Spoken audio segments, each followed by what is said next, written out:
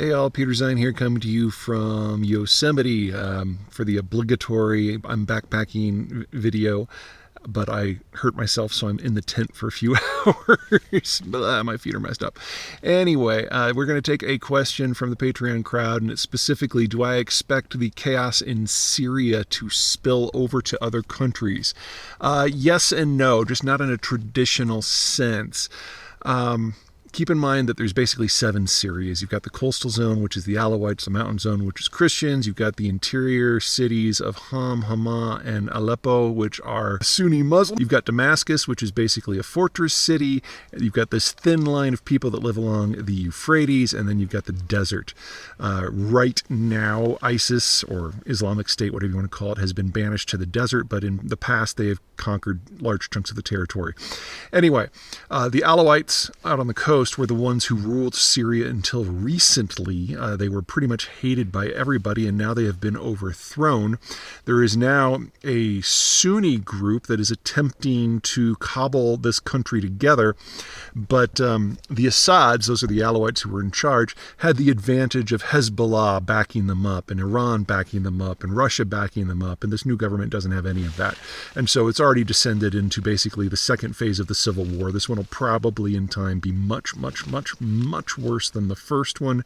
And remember, the first one generated millions of refugees and hundreds of thousands of dead.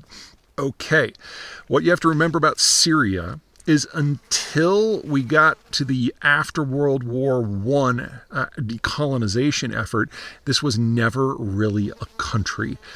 This was a zone where, because of all the differences in geography, was basically a bunch of mini-states at best, or was amalgamated into some other governments, like, say, the Ottoman Empire or one of the caliphates of the past.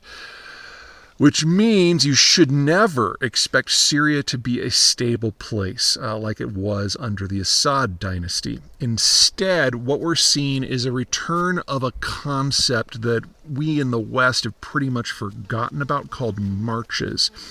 A march is a zone outside of civilization. You have your cities, you have your infrastructure, you have your military and economy, but there's a zone beyond you that is not owned by another country. It's stateless.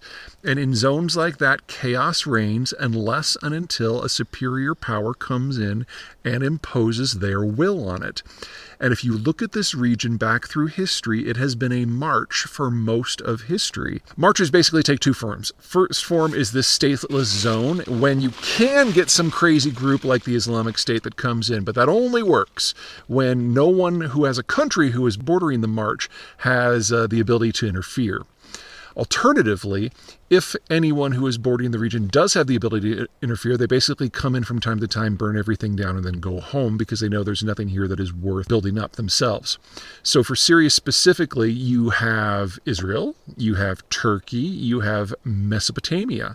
And if you look back 10 years ago, when Israel was occupied with domestic issues and the Turks had taken a vacation from history and Iraq was in civil war, well, then the Islamic State does pretty well. But that's not the situation we're in now. The Turks are on the roll. The Israelis are being very aggressive against any potential challenger. And Iraq has managed to consolidate itself into a new nation state.